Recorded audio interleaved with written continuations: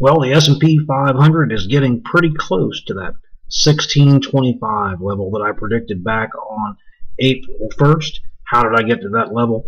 I'm not going to show a chart for that, but I've been doing this since 1985, and if you think about it, whenever you make all-time highs, I'm not talking about 52-week highs, but all-time highs, you usually have enough momentum to go about 3% past those all-time highs before you get to a correction. Now, I was calling for, a correction down in price. It's possible that we may not get that. We may just get a correction in time, such as a sideways consolidation. And so far today, we haven't quite reached that SPY 162 level where I am prepared to go short. And I really don't expect that we'll get quite to 162 today. I think it'll wait until Monday, which is Mutual Fund Monday, the first Monday of the month, when mutual funds can buy things up and print those on their weekly reports to help make sales to small retail investors. But on Monday, I am willing to consider some counter trend trading here and shorting it at 162. And of course, I had a lousy entry point back at 155 back here too, because I thought it was going to go lower at that time, and I'm still holding that. And as for the Kiwi dollar, why was I willing to go ahead and long that this morning at 85.05 after it dropped when we first got that headline news about the NFP report? Well, I'm just long-term bullish on the Kiwi dollar because it's resisted the peer pressure from Japan.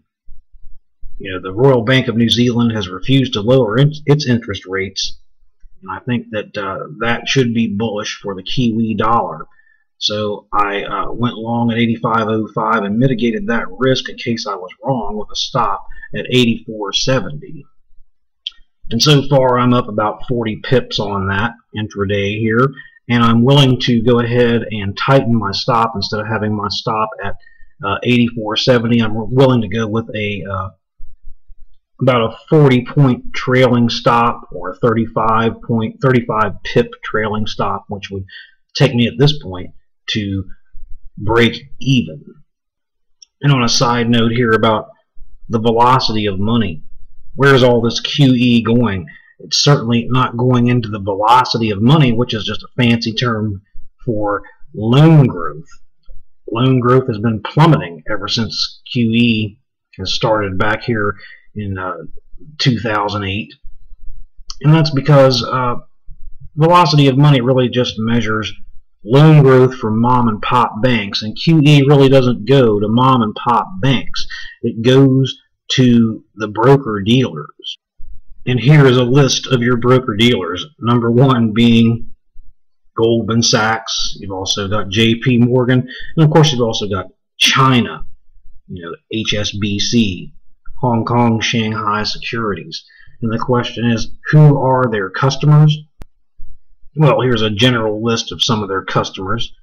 Not only is it your average retail investor, but it's also, your high net worth investors, especially at Goldman Sachs, hedge funds at Goldman Sachs, sovereign wealth funds at some of these foreign banks. So part of the reason we haven't seen a velocity of money increase or loan growth increase is because a lot of this money goes into foreign countries from this QE. When the Fed buys bonds, these are the companies that sell those bonds to the Feds. They get that huge influx of money. It's not really printed money. It's an electronic transfer of money from the Fed to these 18 primary broker dealers.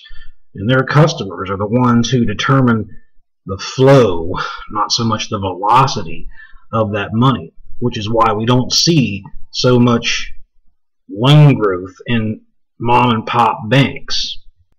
So if we see a pop in the velocity of the money on the next print that comes out, it will be an organic pop. It won't be because of QE.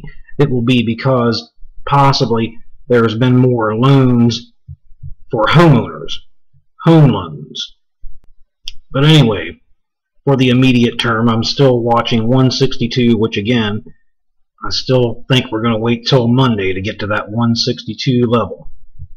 And at that time, I will be ready to at least consider a short.